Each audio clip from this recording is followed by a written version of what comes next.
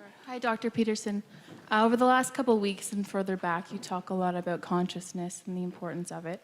And I was hoping to get your opinion on an issue of consciousness that has often seen Christianity, among other groups, and politics kind of clash. So I'm hoping to get your views on the consciousness or lack thereof of a human fetus and how that's impacted your views on abortion, whatever they are, and any legislation surrounding that. Oh.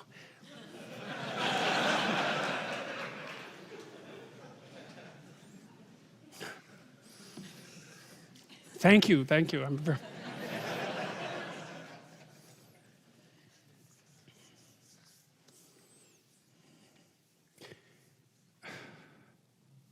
Okay, so the first question is, do I have an answer for that that's a good enough answer to actually reveal?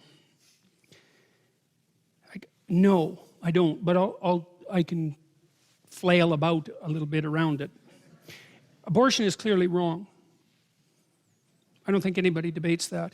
You wouldn't recommend that someone that you love have one. Okay, now, having clarified that, that mere statement doesn't eliminate the complexity of the situation.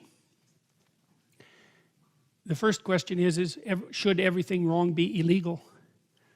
That's a tough question. Everything that's wrong isn't illegal. Then there's the additional complication of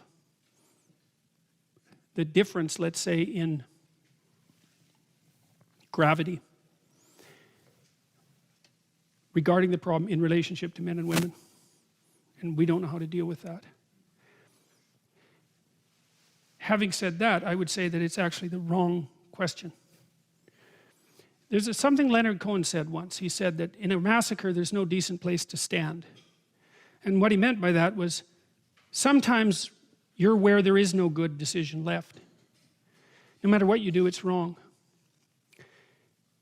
So then the question is, how did you get there? Well, let's say you're in a position where you are inclined to seek an abortion. The question is, how did you get there?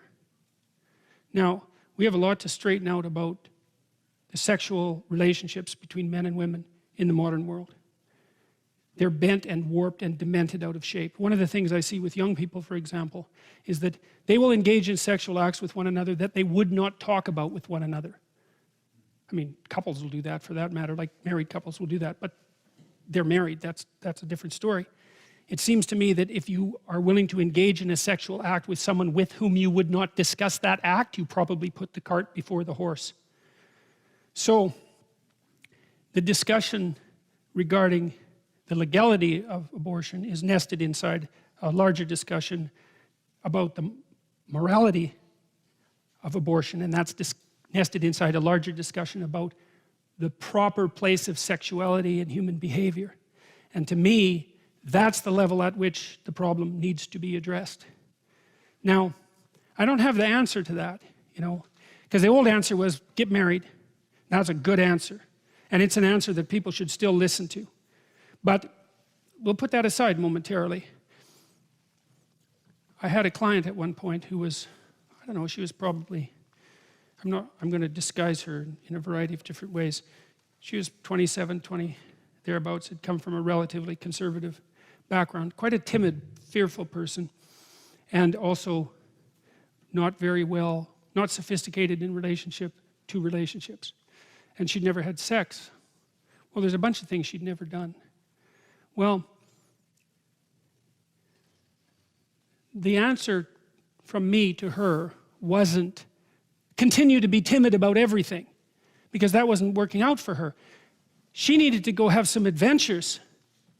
Now, sexual adventures, like other adventures, are dangerous. And so you have to be very careful when you encourage people to go out and have adventures. But too much timidity and caution also constitutes a pathway to perdition, let's say. You can't just say to people in the modern world, well, no sex till you're married, unless you're going to get married when you're very young, and perhaps you should. I don't know about that.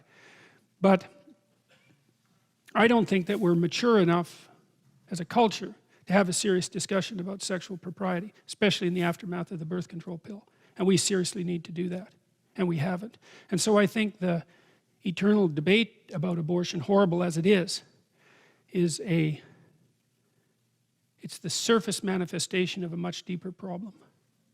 Now, I talked a little bit today about the utility of marriage, like the spiritual utility of marriage. And that's something that I think we're so immaturely cynical as a culture. Like we're not wise enough to look at an institution like marriage and to really think about what it means and what it signifies. It signifies a place that people can tie the ropes of their lives together so that they're stronger. It signifies a place where people can tell the truth to one another. It signifies a place where sexuality can properly be integrated into life. That's no easy task. It's a place where children, at least in principle, can be put first and foremost as they should be once they exist. And so there's a much broader discussion that has to happen, I think, before any concentration on the legality of abortion is liable to get anywhere at all. That's what it looks like to me. So that's the best I can do with that question.